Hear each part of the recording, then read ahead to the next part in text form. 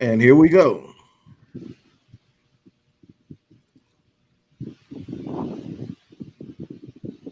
All right.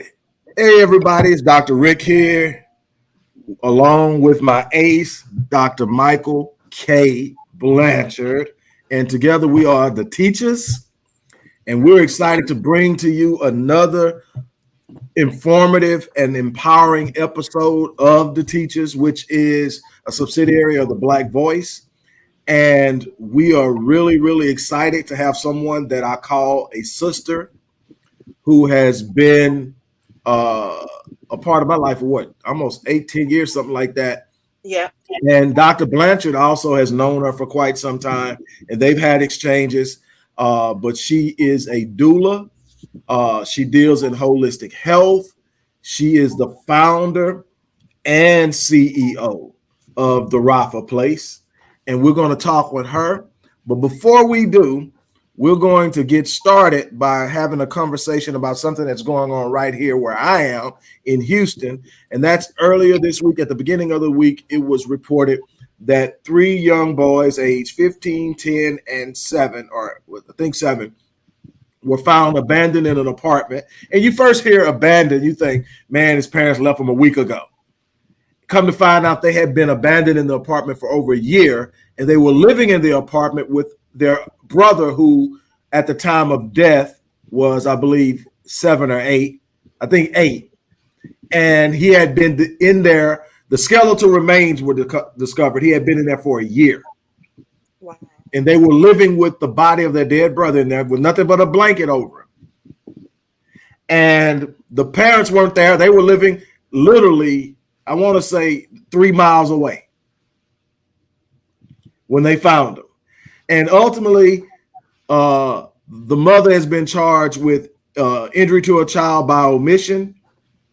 And her boyfriend, who happens to be white, she's black, he happens to be white, was charged with the murder of the deceased child, but also injury to a child because the 8-year-old, I think he's 9 now, that was in the house, the 9-year-old that was in the house, had a jaw injury so devastating that it's going to require surgery to repair.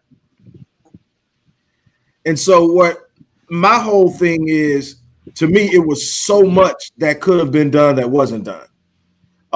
Now, they got pulled out of the school system because they didn't re-enroll them. So after May of 2020, the school had no sense of where they was. For all the school knew, they moved to another area, re-enrolled in a different school district. So from May 20th, there's no tracking in school because they weren't in school. There was a pending, no, I take it, there was a disposed case with CPS, Child Protective Services, but it had been disposed. So that wasn't an active case. But I'm wondering, looking at all of the things that are starting to come out, how CPS disposed that case, because it seems from what I'm looking at that these kids have been suffering for a while. So all these things come up. So I guess what I want to put out here is, how does this happen and how does it reflect on the Black community? And I know that there are going to be people who are going to pop in and are going to talk about the fact that this sister decided to be with this white dude. But this seems to be a problem before the white dude came along. He's just the last in a line of failed manhood, from what I can tell. All the rest are Black, because all the kids seem to be Black. The youngest kid, whose paternal grandmother has came out, she's the paternal grandmother of the youngest kid. She's come out and said her son wasn't active. He's been in and out of jail, but she was active up until 5 years ago. In fact, they were living with her. But when she would go to work, this woman was bringing men into the house. And so what happened is they got into it and she told her she had to leave. Now she's going through the regret and the what ifs. If I wouldn't have put her out, maybe this baby would still be alive thing. Or maybe I should have just asked to adopt him, because she believes that there was such a detachment between the mother and the kids. If she'd have asked for him, the mother would have gave him to her. So, I mean, what I want to do is, Doc, you can weigh in, and then Sister Calvis, you can weigh in. And we'll talk about it for a while, and then we want to get into the importance of health. And I think mental health is a part of this thing that we need to talk about for Black women as well, because Black women are the most likely to suffer from depression. So we need to talk about all of that. But let's segue into it by talking about what happened with these kids. I'm going to step away just for a second.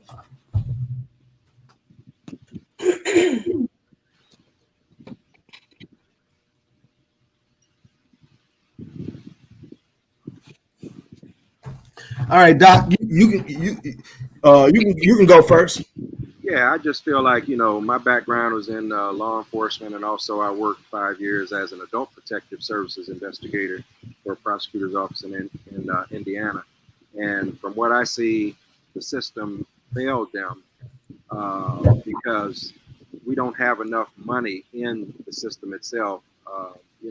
Everybody knows that child protective services is overworked and underpaid, and we need to put more money into that. You and I have been talking about socialization and wraparound services. We need to provide those type of services to make sure that both young women and young men understand what it means to be men and women, and more importantly, what it means to be parents. And that would be my perspective of it. All right, sis, what do you have to say? I mean, cases like this is it's one of those things that shows the breakdown of what it means, or what it used to mean, to have community in our, amongst Black people. We don't have that. And this is the result of us not taking a critical look at the effects of integration. And I know that sometimes that's a sticky topic, but what happened when we integrated, we didn't have any gatekeepers to maintain and to make sure that we still had that sense of community in our areas. This would not have been in the 40s or 50s. And shoot, even the 60s and 70s when, when there was quote unquote integration, when integration first, occurred. And so we don't have villages or systems of villages or systems of networks. I mean, we have people who are like, oh, well, these are my godchildren, like on a surface level. But do people really understand the importance of having those extended family networks? Because if they did, then these children would not have been in the situation that they're in. We've kind of assimilated with this notion of this is my business, that's none of my business, so I'm not gonna meddle and all that kind of stuff, and that it really has hurt. Right. And it's to our detriment that we don't have that true sense of community in the Black community. And so because of that, we have cases like this. Right. Because community would have held people accountable. Right. Well, you talk about community, and like I say, even into the 60s and 70s, because see, I was a 60s baby and I grew up in the 70s, and I did high school to the mid 80s. And, then I entered into college in, the second half of the 80s. So the thing is, growing up in the 70s, I tell people this all the time. Growing up in the 70s gives you an advantage of knowing the difference between community and simply being in a hood. Right. And the difference of how that looks. And what happens is when you sit up and you look at community was this, and I tell people all the time, I by far had the strictest parents in the neighborhood, and the level of parenting and how people parented varied around the hood. But it was community. What it meant was, number one, is people tend to stay in the community. So people have been there for years, reared their children there, and a lot of them had their grandchildren now, and was doing things with their grandchildren. What that meant was your mom knew the woman 4 blocks over. Right. And they had conversations at some point, and that was an understanding of how every parent parented. I tell people all the time, I could be 5 blocks away, way down somewhere else on some other street, playing with some friends, and be out in a yard playing with kids whose parents weren't as strict as mine, meaning they were allowed to do things I weren't allowed to do.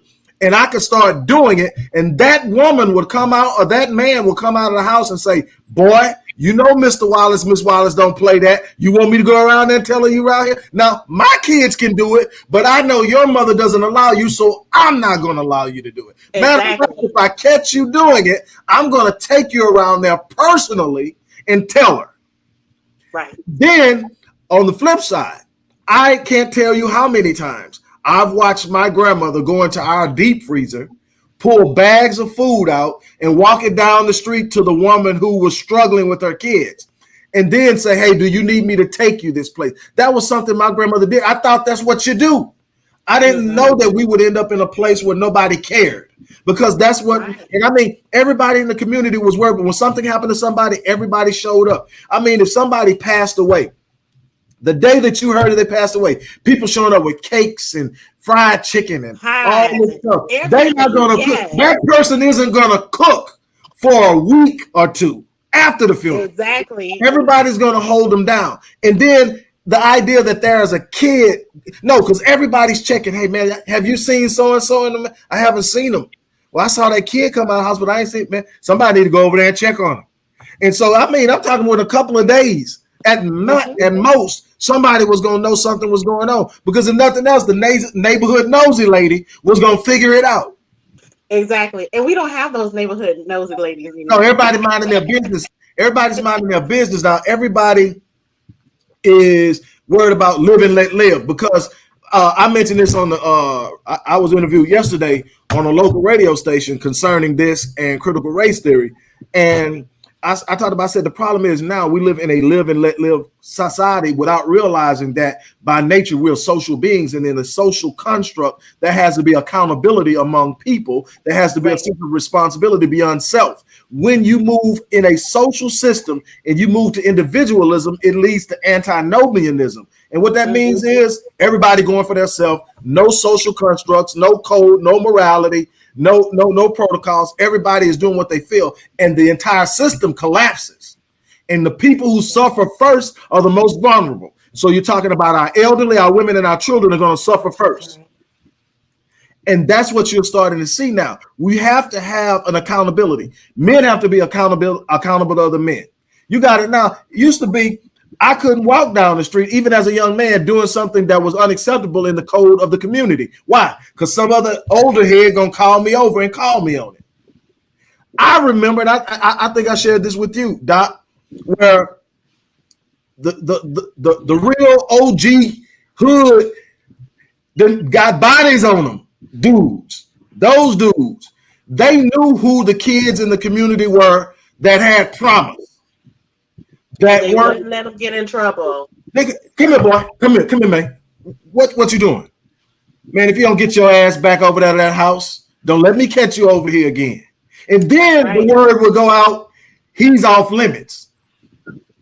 Don't touch him, don't bother him, don't recruit him, and definitely don't put your hands on him. And then they would tell you, when you get out of here, don't you come back. They knew it was like this hierarchy of code. You know, I sit up there, man, and I'm looking at you and I see this promise. You're going to fulfill that promise if I have anything to do with it. Now, they'll eat off of you. They'll see that and say, man, I need him in my organization. That's the different mindset. Everybody is feeding off of everybody and nobody's looking out for anybody.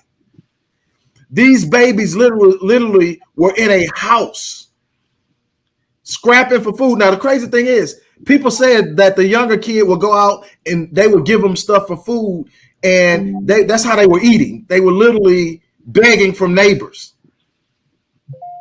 But nobody decided to say, man, what's going? See, what would have happened in the community is if they knocked on my grandmother's door and say, hey, could we have $5 or could we have some bread? My grandmother was not only going to get the food, she going down there to find out how the mama's doing. Exactly. Because she understands what it's like if you cannot take care and do for your children. And what they would have found is, okay, this woman is probably struggling with some mental health issues. We're going to be here for them. We're going to get the kids some help. If we can get the kids some help and keep them with their mom, we're going to do that. But if we have to get the kids, and the crazy thing is, I'm old enough to remember parents I'm old enough to remember people taking other people's kids and raising them unofficially while people got their lives together.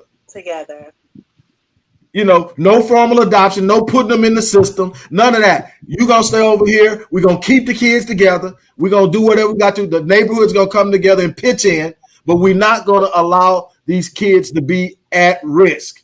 And now, don't get me wrong, it wasn't perfect, but it's so far from where we are now. Nobody cares. Everybody's about themselves.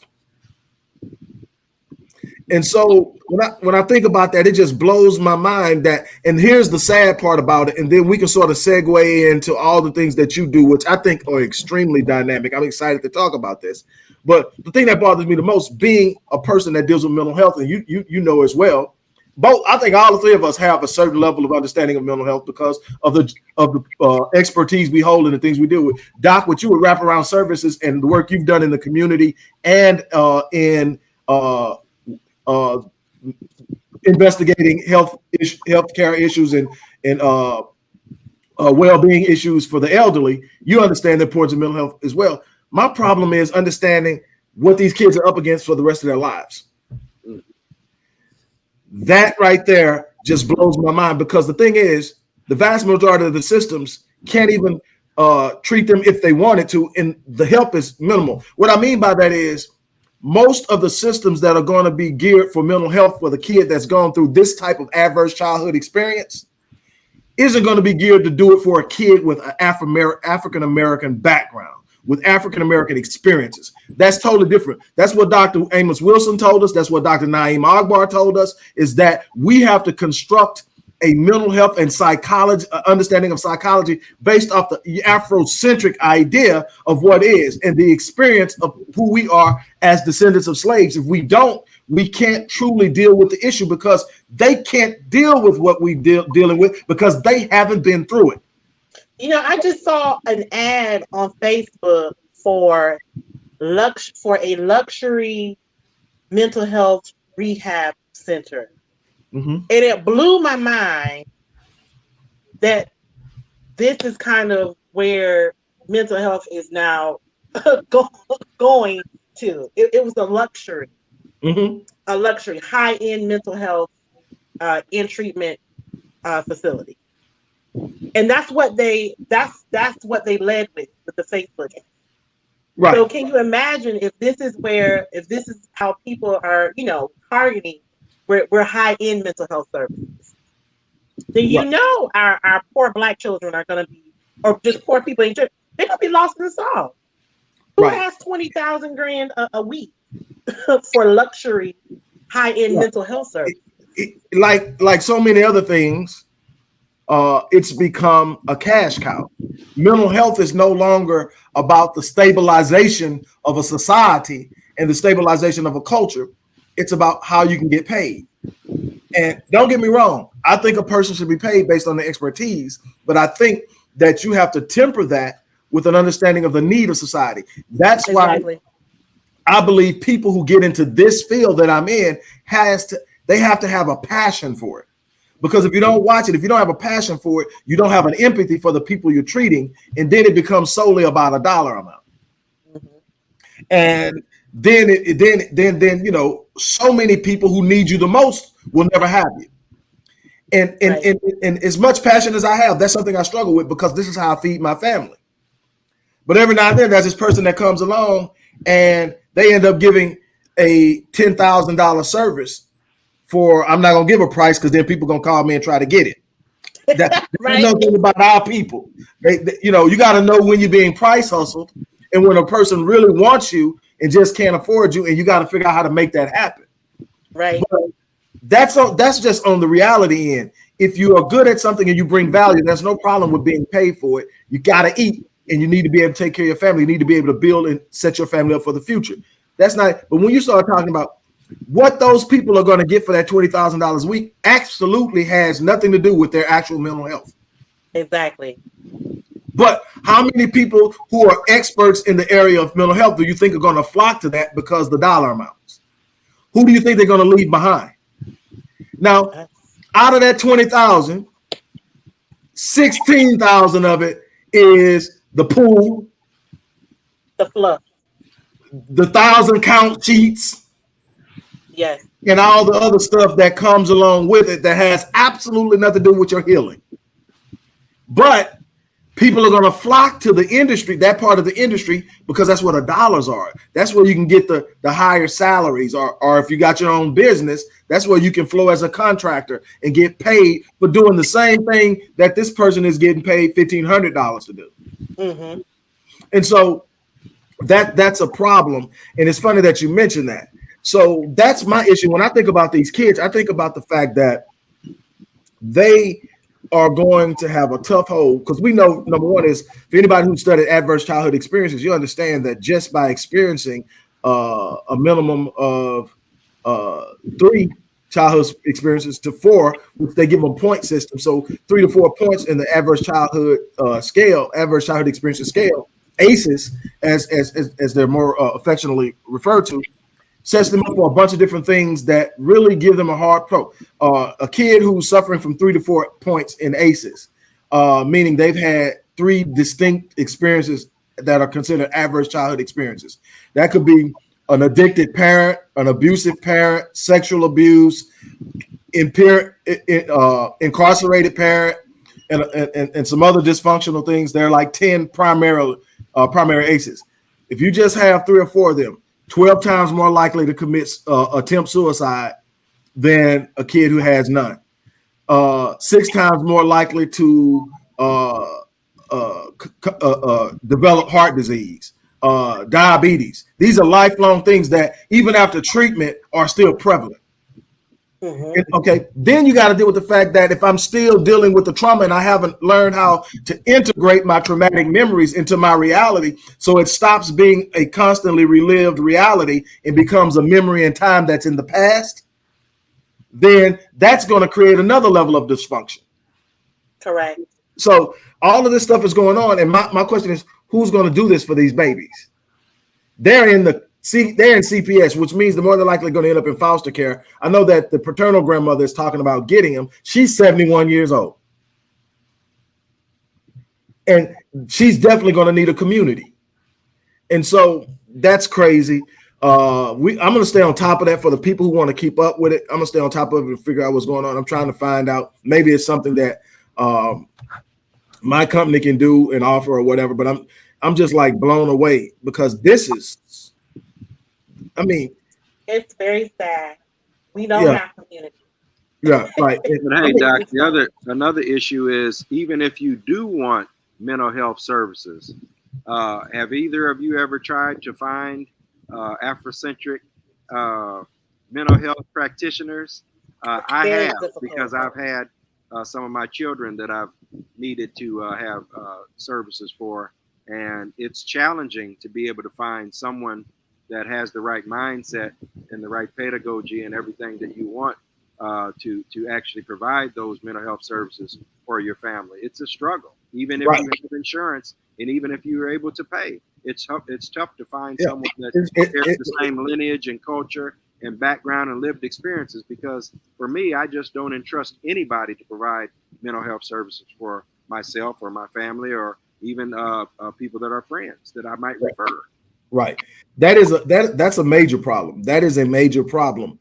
And there's no quick fix to it, because there's a lure for even those of us who enter into the world of human behavior and we deal with mental health. There's a lure to be a part of the prestige. There's a lure to be a part of what's going on mainstream. So the idea of focusing and centering your studies and your development of your expertise, your function, and your techniques and how you operate based on a small demographic, relatively speaking, isn't the most profitable thing to do. Take it from me. That it's not the most profitable thing to do. So most people are going to gravitate towards the money. Why? Because everything in this culture is centered around it.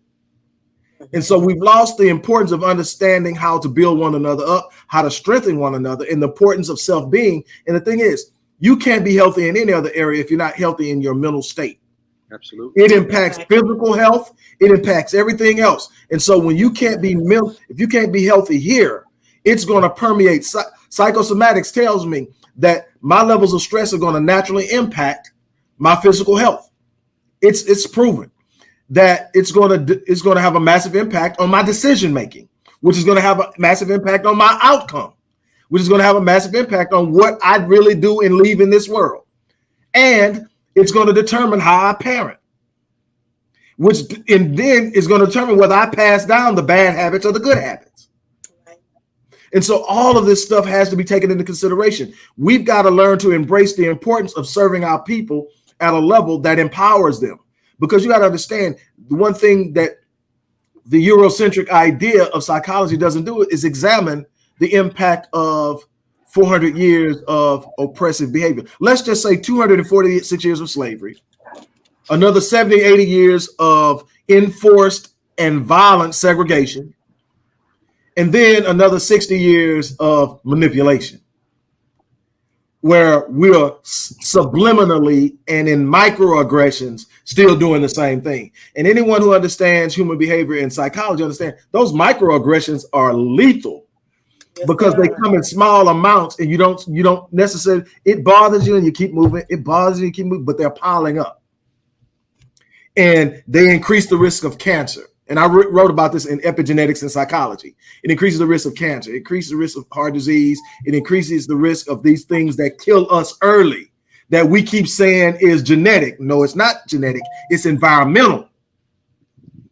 And we have to understand these things. So, man, don't get me on that. But that's why we have you on here. You can talk about a lot of this stuff. So, first of all, tell people what the Rapha House is about. But my practice, I am a doula, as you said.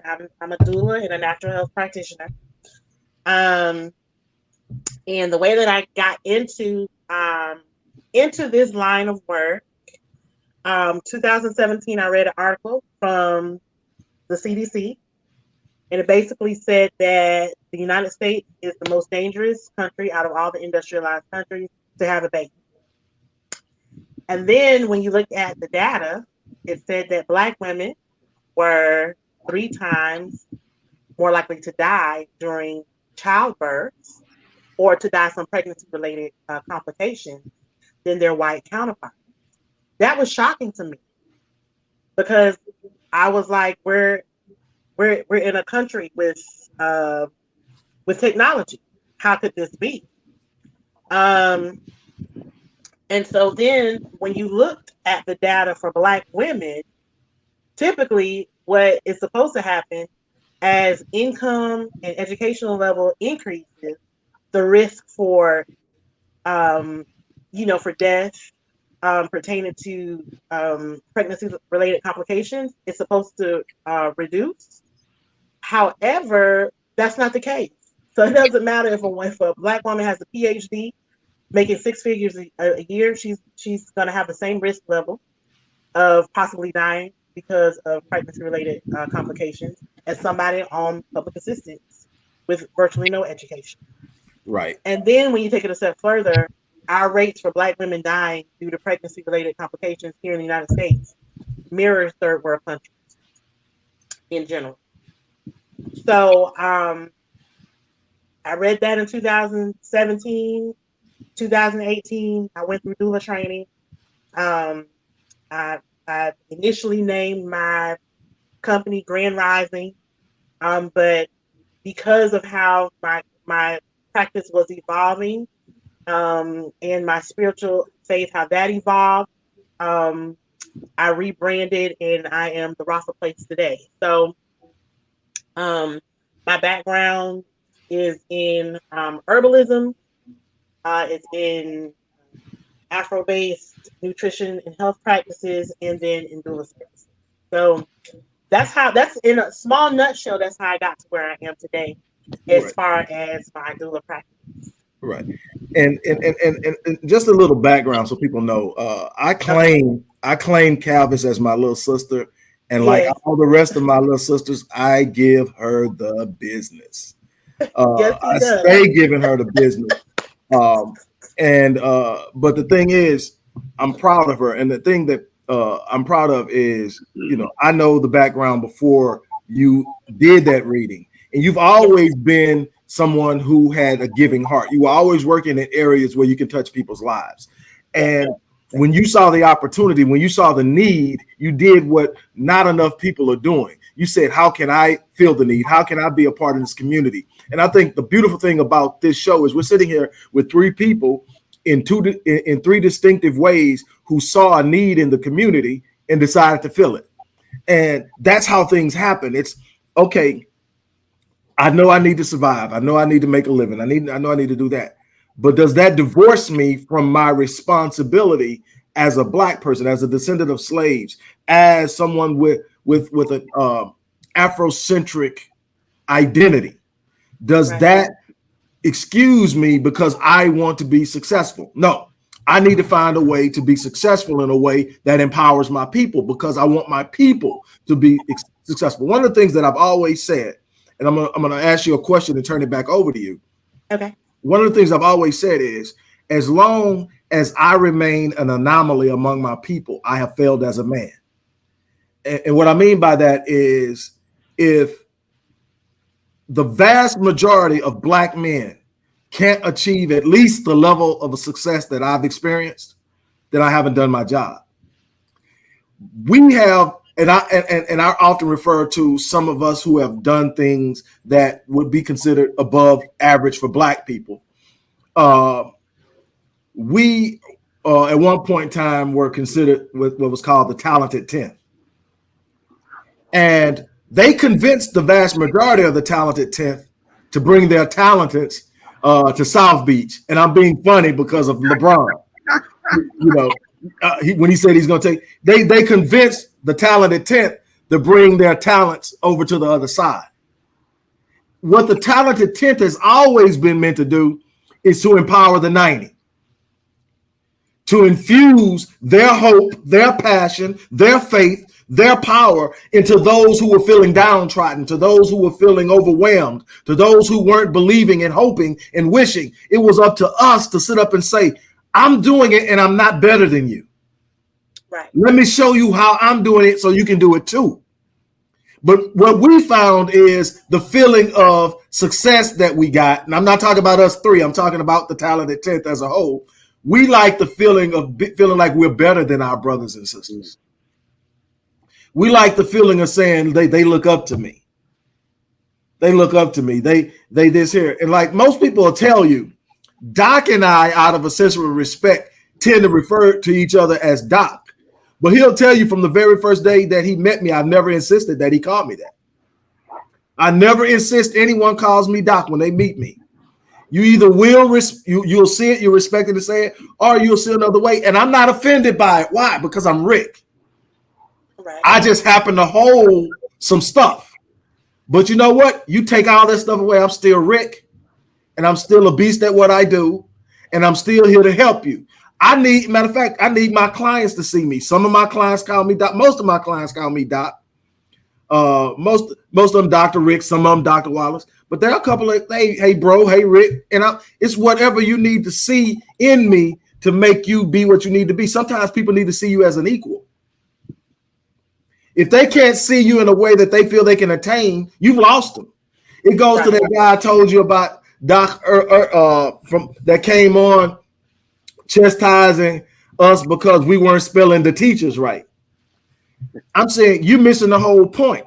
You worried about sounding smart and being perfect and presenting yourself. I'm worried about reaching people.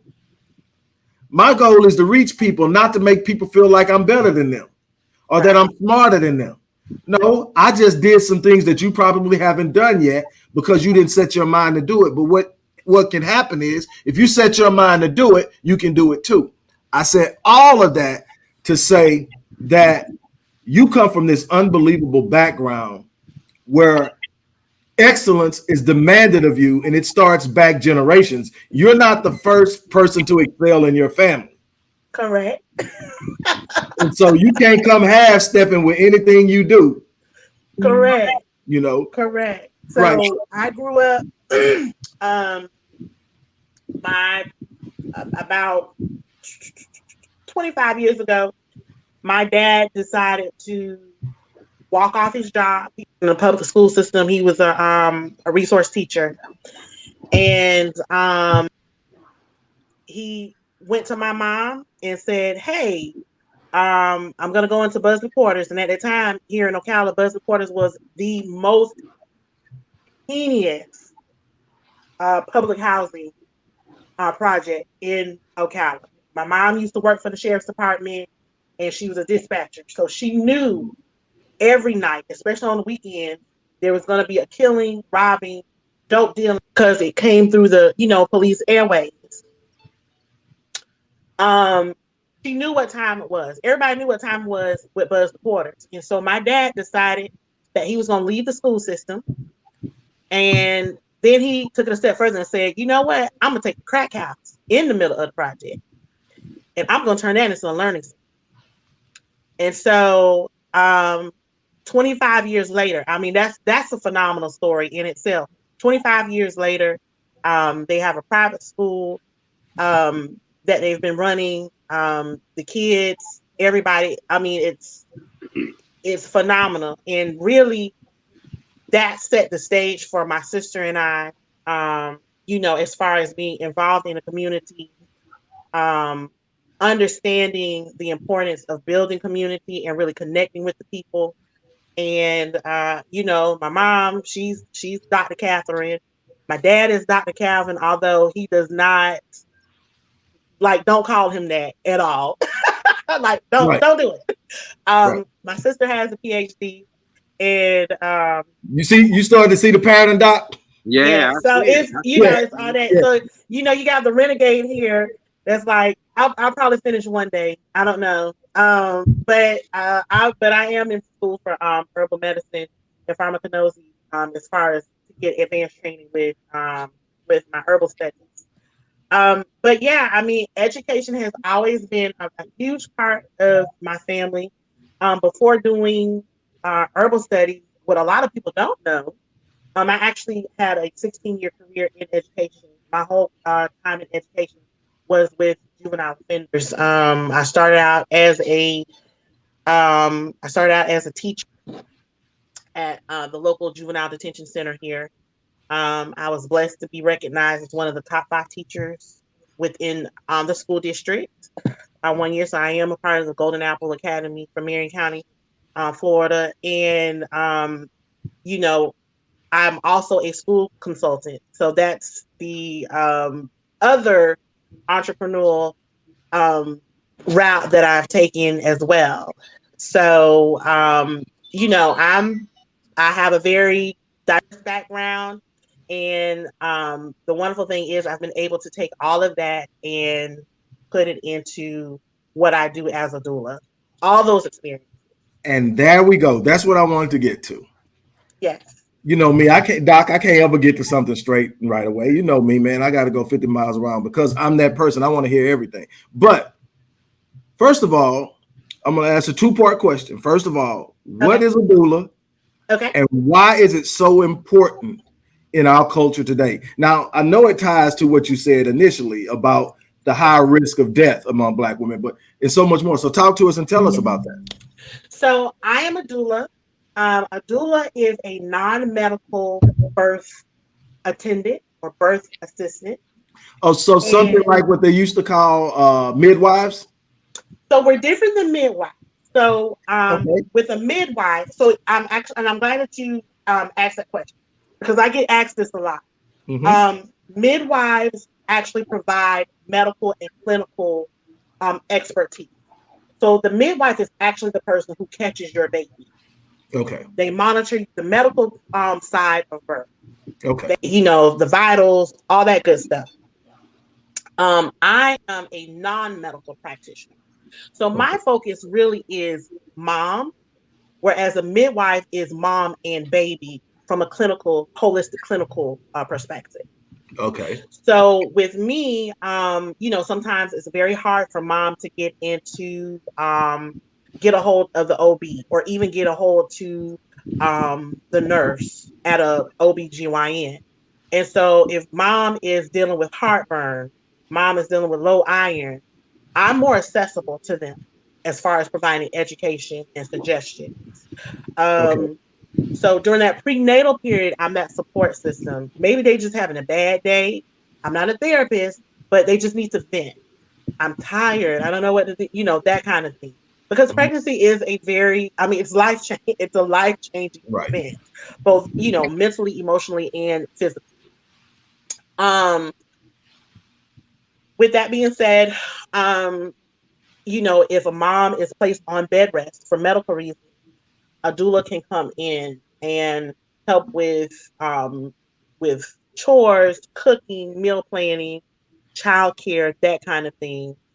During labor and delivery, what a doula does is that we basically coach and support the mom during labor. And that can look like different things. I've had clients that I was literally just in the labor and delivery room with them, and it was too cold, so I adjusted the air. Or they wanted some water, so I got them some water. Or it could be as intense as my last labor and delivery support session, where once mom hit 6 centimeters, I was there massaging her back and doing hip squeezes for the remainder of her labor. So it looks different. It looks Okay. different in different circumstances. And then in the postpartum piece, I'm there again in home helping mom. There's something to be said when a mom, she just wants to take a shower, and I'm there with her baby and she can go take a shower, or she needs a nap. And so I'm there taking care of her baby, cooking, cleaning while she's getting a nap. And so that's what a doula does. It's like we're there, we're that support um, that a mom would need, especially women who have had to deliver via C-section, Right.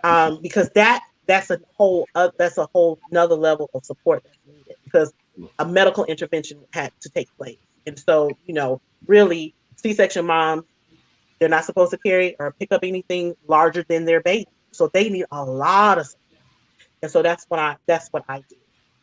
Okay. And then I think you said why doulas are important in our community. And aside from what the CDC said, from a cultural aspect, birth working, healers, birth working, that is something that was brought over during the before the post-Atlantic slave trade. And so you would have in these communities these birthing teams, these women, these medicine women in the different villages or whatever. And they had this system, this team in the community, like we were talking about, that would go and tend to the mother while she was able to heal. And so this is one of the things, not just the thing of me cooking soup. I mean, I go in and cook a stew. That's probably what the thing that I'm most known for my doula services is the stews and the soup that I cook. But it's just a matter of creating this sense of warmth and caring. And I think that is so, so essential to the healing of the mom. If we take it back to biblical time, the two most notable midwives in the Bible in the book of Exodus were Shiphrah and Puah. These were Black women. They were Nubian, Hebrew women. And so birth work, doula work, birth attending work, it's in our DNA. Unfortunately, it was something that was stamped out due to the formalization of birth working or birthing in America, and it has become predominantly white and male. And then doula and midwifery is predominantly white and white female dominated now, when just 50 years ago, Right. even here in Ocala, there was a team of like 20 Black midwives. There's virtually no trace. Hardly anybody knows the history of these women here in little small Ocala. So there is, doula work, birth work in the Black community is so important, because a large part of our history is tied to birth work. Because you have to remember, usually the midwives and the doulas in the community, that's not all the health type of stuff that they did. They did other healing work too. You know, if you had a cold, you would go see the midwife. You would go see the medicine woman. So it's such a huge part of our medical history, of our cultural history in the Black community. We have a question. Okay. Empowered Woman asks, does the doula help a parent who has lost a child due to SIDS? Okay, so you do have doulas who specialize in grief work. You do have doulas who you have people who are full spectrum doulas, and they also deal with pregnancy loss, miscarriage loss. You even have doulas who specialize in supporting women who have gone through abortion, who've gone through premature birth, and also who have lost children due to SIDS. I don't particularly specialize in grief work, but I do have colleagues who do specialize in grief work with children. And that is another level of support that they come in and they offer, not just a pat on the back, but they help the parents process the death and process the grief. And so that is it's a specialized training that some of my doula colleagues have on. Wow, that's powerful. Hey, Calvis, I have a question. I've read different places about the pros and cons of how birthing takes place, whether horizontal or whether a birthing chair. Could you let us know your professional opinion and why you think one is better than the other? So at no time should a woman birth on their back unless it is comfortable for the mom. It's very weird, but I'm going to give you the historical perspective. The only reason really why birthing on your back, on a woman's back, was adopted was because King Henry VIII was a weirdo. And he apparently found pleasure in watching a woman being uncomfortable during childbirth. And because of that, it just kind of took off, and it became the norm for birthing. At no time should a woman give birth on their back. It is the worst position. The woman doesn't have any type of gravity helping her. There's no way really for her to feel comfortable or to adjust, because really, in a natural state, a woman needs to be able to adjust her body in order to help the baby descend. I mean, the baby's gonna drop anyway, but you want to be able to have that gravity. You want to be able to find a comfortable position, and that's why you have hospitals who are becoming more aware, and they're adopting these practices now of saying, you know what, mom really needs to be walking around during labor. When mom has a contraction, she needs to be walking. She needs to be able to breathe. She shouldn't be in a bed laying there uncomfortable. She needs to be walking. She needs to be stooping over. She might need to have a leg up. She needs to be squatting. She might need to be on a birthing ball, moving and being able to squat down. Those really are those birthing positions. They're actually quite natural. Right. Those are natural. If you look at their different reports and stuff, the thing about it is, for a woman, for her to have meaningful, to make her contractions more meaningful, it's the same pushing and squeezing as if you are having a bowel movement. Doing that laying on your back is not going to help it, because you don't have the help of the gravity. Do you think the horizontal birthing leads to more breaches in pregnancy? Not necessarily breech. So with breech birthing, so with breech babies, that actually usually happens before labor and delivery. However, what happens is laboring on your back definitely slows down the process and can lead to an emergency C-section. Now, it's interesting because I've even read where women are birthing completely standing up. Yes. And like when I first saw it the first time, it's like the craziest thing in the world, because you've been programmed to see it from a different perspective, and then you realize, well, you've been programmed wrong, like so many other things. Yes. And so, going back a little bit to where you talked about the work that you do, and it sort of reminded me, like I said, I grew up in a home where I was reared by my great grandparents, and it's crazy to get the dynamic in order to really make people think. When you say you're reared by your great grandparents, people say, okay, but say, no, you don't get it. My grandmother's parents reared me. And so now they says, wait a minute. Yeah. So literally I'm walking around talking noise to my grandmother because I'm adopted by her parents. Like, you can't tell me nothing. You're my sister. Right. And and I'm telling my mom, I'm your uncle. In that kind of environment. But what it did is you were being reared by somebody, my great grandfather born in 1909, my great grandmother born in 1917. That did things completely different than what people were even doing in the 60s and 70s when I was growing up as a child. One thing that happened in our family is every woman that gave birth came through our house. What does that mean? After you gave birth, your first stop was our house. You didn't leave any sooner than a month. That was my grandfather.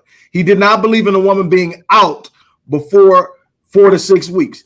Now, he would say it the old-fashioned way. You can't go out. You're still open. Yes.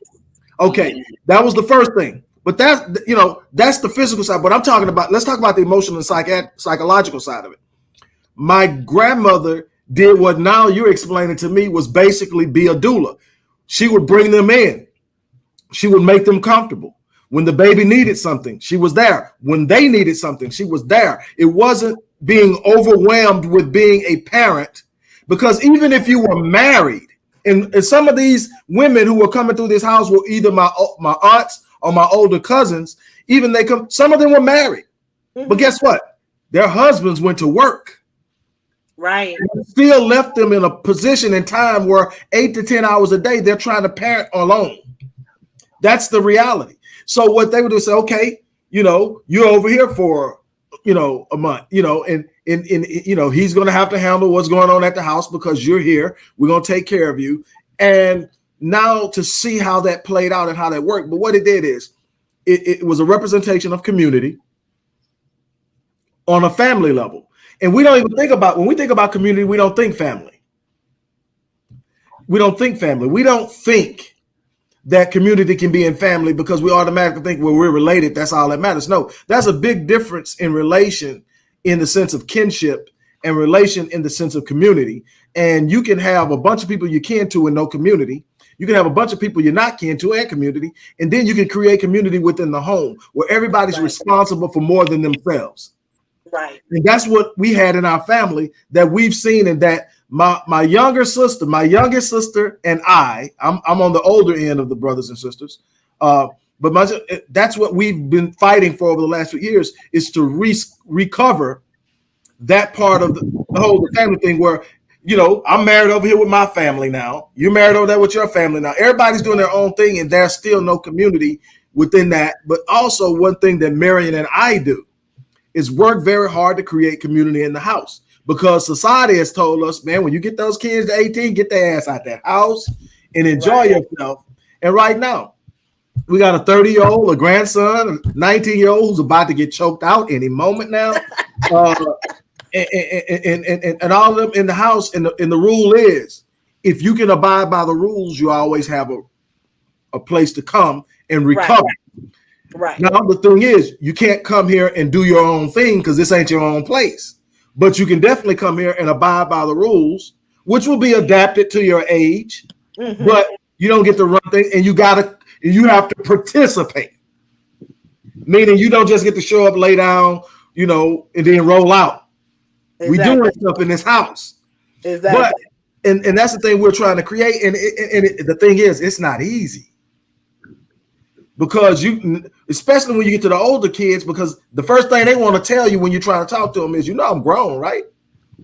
And you know me, sis. You know I handle you. They don't go. Well, I'm like, well, you legally an adult, but grown. See, you know what? A grown person has their own place. Damn. A grown person can make all the decisions they want about the house because it's theirs. You are an adult. You're not grown yet. Right. So you're going to have to listen. Right. Now, if you don't want to listen, you don't have to, but you gotta go. It's and it's that thing that's okay. We're gonna maintain a level of respect, and no matter how old you get, I'm still your parent.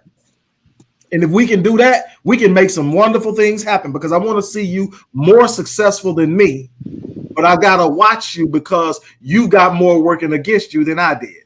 And that's the crazy reality about this world is there's this false assumption that because we've advanced in technology that our generations have advanced. And the truth is our children today are up against far more than we were up against then. Mm-hmm. And so we have to be aware of that and understand that and say, okay, let me help you avoid that. But talk to me again. I want to read this. Maggie Monroe wrote, I love this woman. Thank you for sharing and educating us about the historical and cultural births of midwives. That's the beauty of what you do. It's not just a function. It's a state of being. It's a state. It's a historical statement. It's a cultural statement. It's a recapturing and reclaiming of something that we were robbed of. Yes. It's amazing. You mentioned how all the midwives and now are white.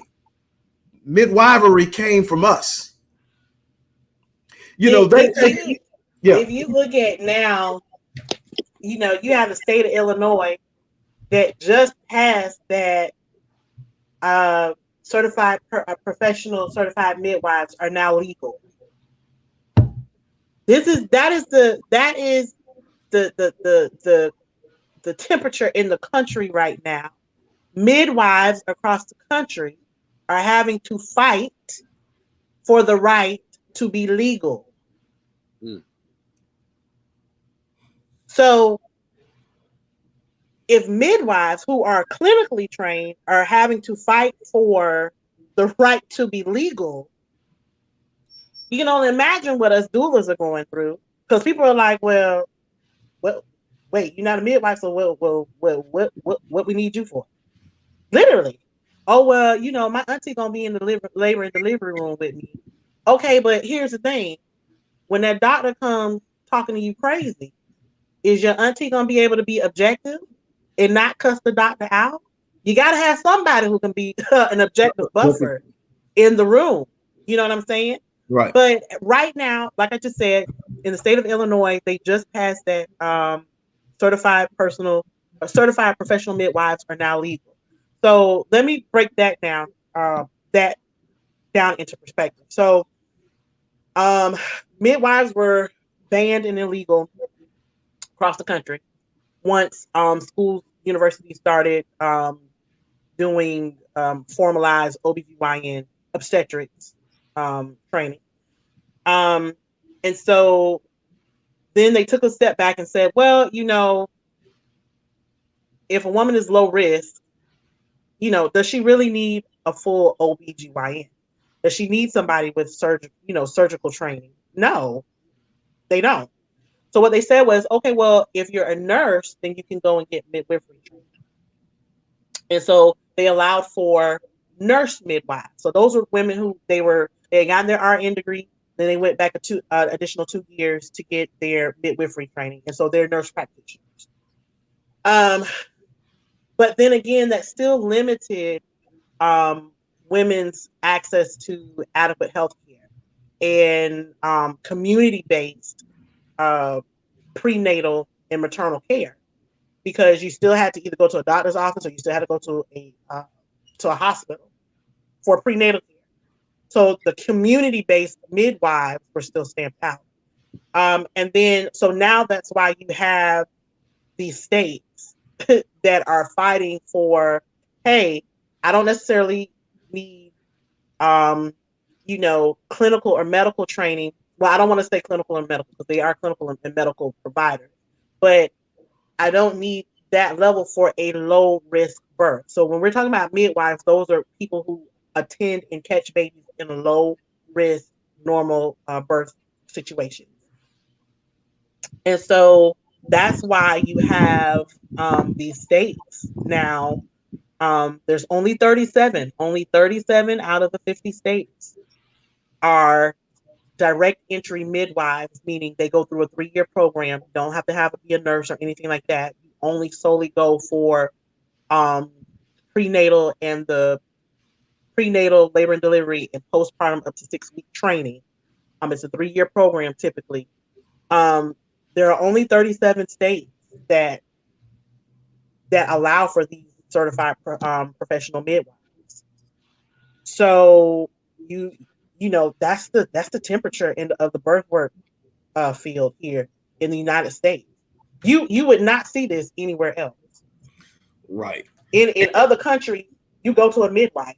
The only reason why you would go to an OBGYN is because you had some kind of high risk situation, maybe advanced maternal age, maybe you have gestational diabetes, but almost every other country in the world, even your third world countries, who don't have the sanitation and all that kind of stuff that the United States has, you don't go to a doctor to have a baby. You go to a midwife. Right. Because it's a natural function. It's not treated as a medical condition. And that's the thing here in the United States. If you're pregnant, that's considered a medical condition instead of just a naturally occurring state of being. Right.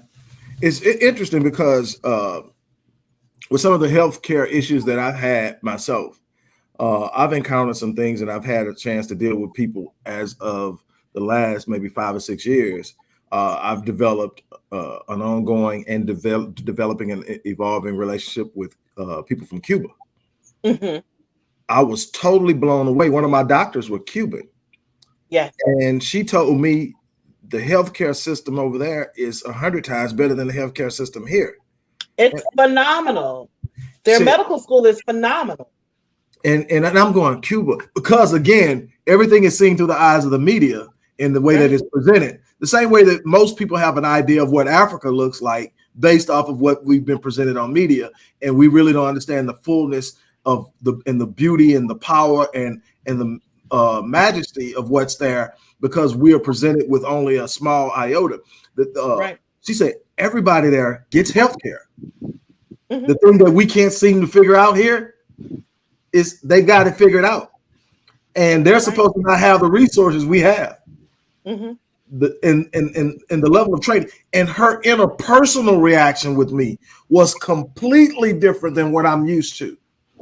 Now, normally what I get is when I first get a caregiver, a health caregiver, a healthcare provider, and they don't know me. So I come in, I'm just a patient. So there's this initial condescending attitude that I'm better than you. Just shut up and listen to me. I know what's best for you.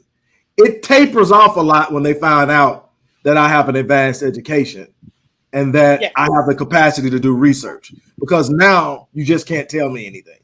You can't tell me anything. Right. Exactly. So it changes, but I make up a very small portion of the population as far as advanced education. So the average person doesn't get that, okay, I might have to give them a little bit more respect than I would normally give someone. They're getting that other. The way that this woman dealt with me was on par. She never, ever found out that I had an advanced education. She was just talking to me. And the way she dealt with me, the interpersonal, the interaction, to make sure I understood everything that she was telling me and all this stuff. This is something you really need to do, blah, blah, blah. She was explaining why I need to do it, what was going on. I mean, at levels that you just don't normally get. Because number one, you're being dealt with in a volumetric way. You know, I'm trying to herd you out so the next person can get in. I got 15 minutes with you, then I got to get to the next person. And so the average prenatal visit is 6 minutes with the OBGYN. 6 minutes. 6 minutes. That is the average amount of time that a woman has with an OB, which is so critical. And that's why I try to explain to people, even if I'm not there in your labor and delivery, you need to have a prenatal doula. I might not ever do any labor delivery support or postpartum, but during your prenatal time period, right? If your average is 6 minutes, what makes you think you can't call? And that's the thing. That's the culture of our country. You can't call the OB, your doctor's office, because you have because you have a heartburn. They'll tell you, oh, call the nurse. But the nurses, they're typically ones that do intake. Mm-hmm. The initial prenatal visit. So like you said, they're herding these people in. And so 6 minutes, well, my goodness. Can you imagine being a first-time mom? I get to talk to my OB for 6 minutes. Right. And so, I mean, I guess what I would want to close out with, and then Doc can follow whatever question he has. I want to close out with, in your opinion, I've seen a lot of different things mentioned, like the fact you just mentioned with the limited amount of time and the limited access to the OBGYN as a definite contributor. But what are some of the other contributors to the higher rate? Because it's funny to me. Maggie, I gotta ask that question because that's interesting. I really gotta ask it. But to me, what other contributing factors contribute to the higher rate of Black women? Because I heard Serena Williams say that she dealt with issues when she was giving birth to her child, and she's like one of the most famous people on the planet. So let's talk about it's one issue, and what I'm gonna do is I'm gonna preface it around Serena Williams. So if you remember a couple of minutes ago when I said typically everybody learns this in algebra, inverse relationships. And if anybody out there, and I know you two have gone through when you had to take your statistics core for your doctoral program, and we learned how to do a basic predictive model. Okay, so this variable is supposed to give us this outcome. Okay, and so with Black women, the issue is that it's not happening. That predictive model, when you talk about when we look at the variables of income, socioeconomic status, and education, Black women do not fit into a predictive model. Right. And that's because if you switch up any of those variables, the risk factor doesn't decrease. It stays the same. Our risk level of dying 3 times more likely to die, it stays the same. So Black women do not fall into a predictive model when it comes to birth work or the maternal mortality rate. So the CDC even says this, and it's so funny to me because it's just kind of like, here is supposed to be the official health organization in the United States. Pretty much the CDC says it's medical bias. Point blank, it is racial medical bias. So the follow-up study that they did in 2019, that's basically what they said. It's medical bias. When you have research done at Ivy League medical schools, and I'm not talking about 20 or 30 years ago, I'm talking about as late as 5 years ago, and you have these white medical students in these very basic studies stating that they feel Black people do not have, or Black people have higher tolerance for pain. And I'm talking about, this is I think the study was done like in 2016. It was like really recent. It was like Harvard or Yale. It was one of them. It might have been even Johns Hopkins. But it was one of the top 3 medical schools. Those medical students, they feel like Black people have higher tolerance of pain. So now we take that medical study, we take the fact that that Black women don't fall into any type of predictive model when it comes to those type of social variables. And then now we're going to look at Serena Williams, who is in her own right a millionaire, who is married to a billionaire. And when she is in her postpartum on mother baby, now that she's been moved to the mother baby floor because she's giving birth to her daughter, and she's telling them, I don't feel right. Something ain't right. They blew her off. She almost hemorrhaged. A woman knows her body. She almost hemorrhaged. And they told her, oh, everybody has different feelings after you have a baby. It took her husband to say, hey, something's not right with my wife. That's when they listened. Right. It is purely racial medical bias. That's all it is. It's institutional racism, and it is medical bias. And that you cannot argue with that. And I know in different studies, we know that institutional racism and racial bias is prevalent. But when we have hard numbers, we have statistics, and those variables do not change a predictive model, you cannot argue against institutional racism and racism and medical bias when it comes to Black women in birthing in this country. You just can't. Right. I agree 100%. I think that is by far the contributor, because there has been a historical idea that Blacks are superhuman, that Blacks have higher tolerances for pain, and that goes back to the who's considered, and right now his name is not coming to him, I'm pretty sure you remember, but he's considered the father of obstetrics and gynecology. Yes. And he did all kind of crazy experiments on slaves and black women without any anesthesia, exactly. And mutilated and hurt hundreds of Black women. And the idea was based off of the idea that Black women don't feel pain anywhere close to the level of intensity that non-Black and especially white women do. So they are expected, to endure pain. And the funny thing is, I'm gonna tell you how ingrained the bias is without ever even knowing it. Now, in a logical situation, if my mind tells me that a person has this unbelievable high tolerance for pain, and then they tell me they're in pain, the logical response is, this must be an intense pain. It deserves immediate attention, because if they're complaining about pain, it's 10 times worse than if this person complains about pain. So something must really be wrong, but that's not what they do. No, they say we exaggerate. Right. We exaggerate. Now, we got this high level of tolerance of pain, but we exaggerate. The reason they think we exaggerate is they think that we want to be along the levels of where they are. So we make up things to say we feel a certain way so we can get the attention that they're getting. And again, this is something that's qualitative in nature, so it's hard to put hard numbers on, but you can observe it and you can see it and you can make it a part of your experiences. And so that is immensely important, because that's the thing when I'm talking to women, when I'm gathering my little benign data, was what I call it, and I'm just trying to do it for my own purpose. That's the consistency. They're not taking me serious. They're not taking me serious. And then when you can move around hospitals and see things, you start to see that that's not the same thing with the white woman.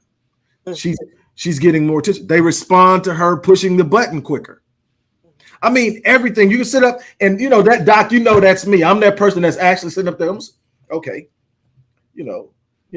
I mean, it's times, dude, I done slipped into a woman whose sleeping room, pushed a button and ran out and watched how long it took for them to get there. I'm serious. I'm looking, I'm watching. I want to see if it's there. And then I do it on different shifts. Man, I'm supposed to be in my hospital room. I'm watching. Why? Because I want to see how you guys think. Because you see, if I just see one person do it, you'll say it's them. Right. No, it's the system. Because I've watched different people do it. And it's crazy. Before I forget, Maggie had another question. This one is like, I'm interested to see what happens here. It says, this may sound strange, but what type of support does the father receive from the doula? So I'm glad you asked that question. I have been in different situations.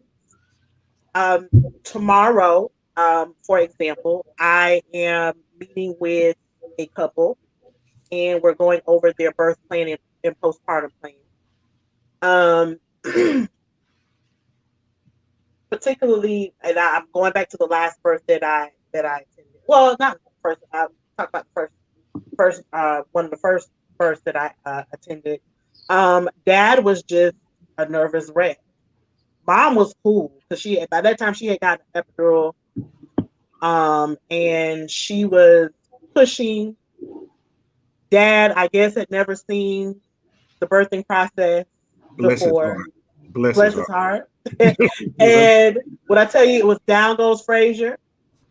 So it was literally like a nurse came on my side to take mom's leg, and I was like holding him up with my leg so that I could get him to attend. So I've helped dads before to be calm. In a situation we had a mom, she was hemorrhaging.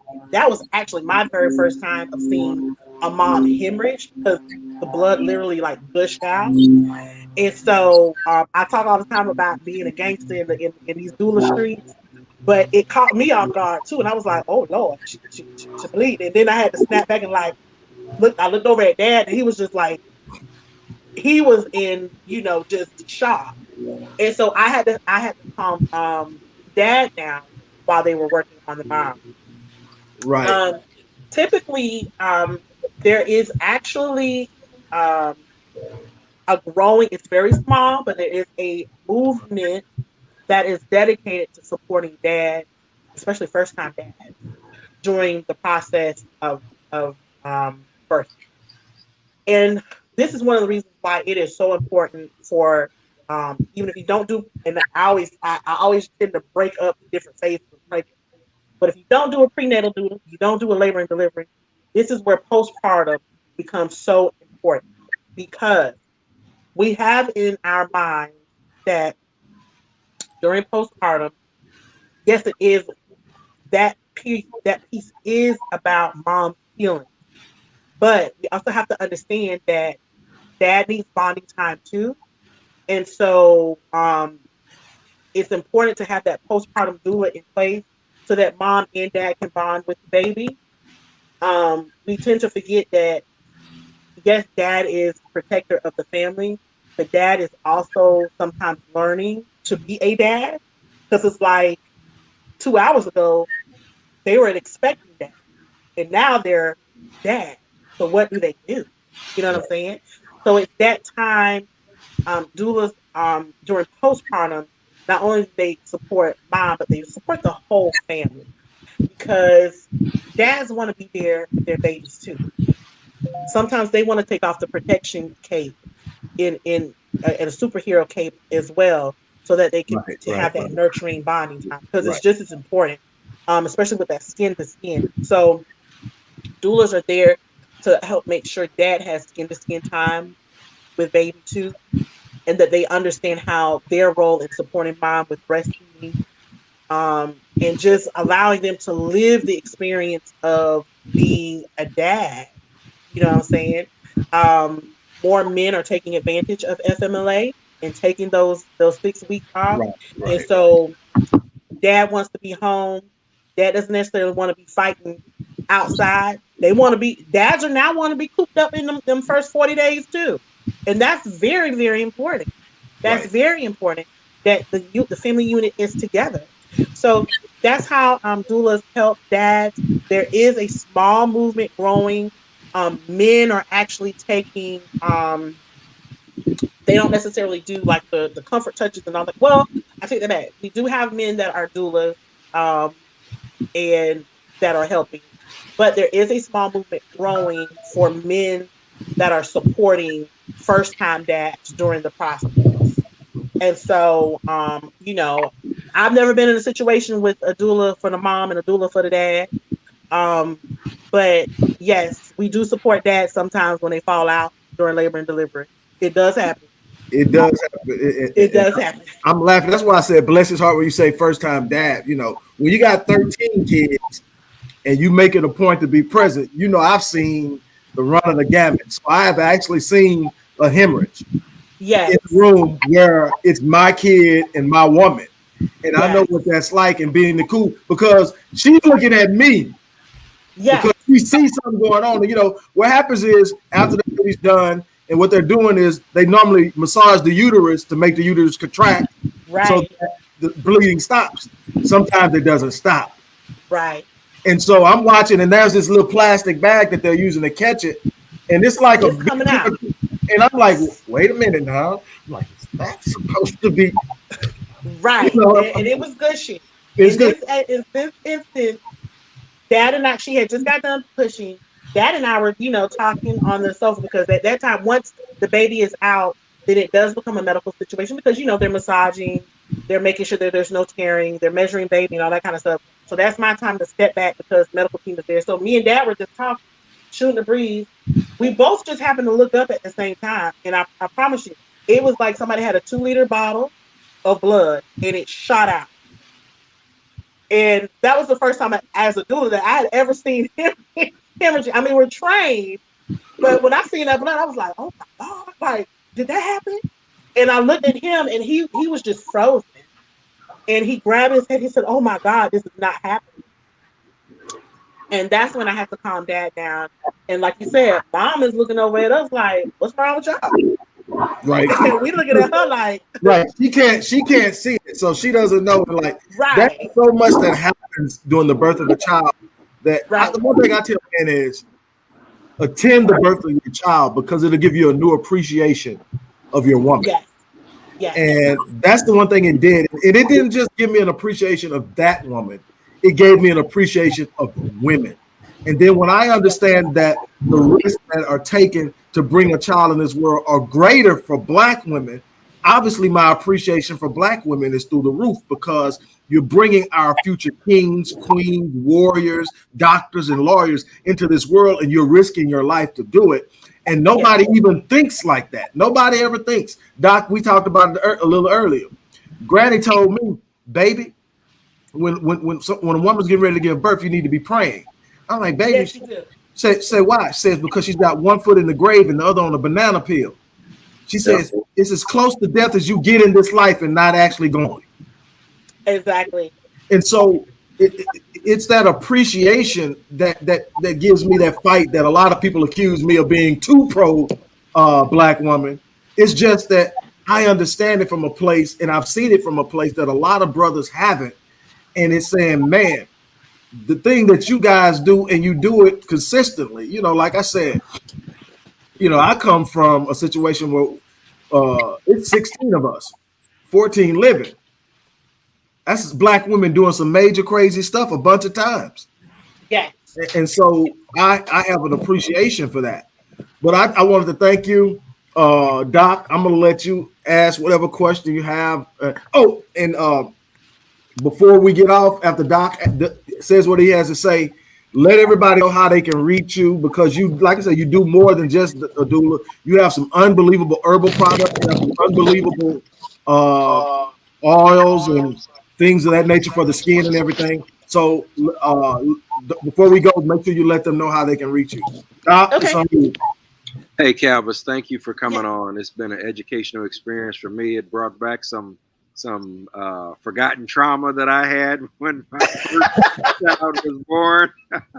I mean, even being a police officer, man, and seeing all the things that I saw, nothing compared like the birth of my first daughter. And I was like that guy you were talking about. I was 26 years old and shaking at the knees. And so that brought back an experience for me.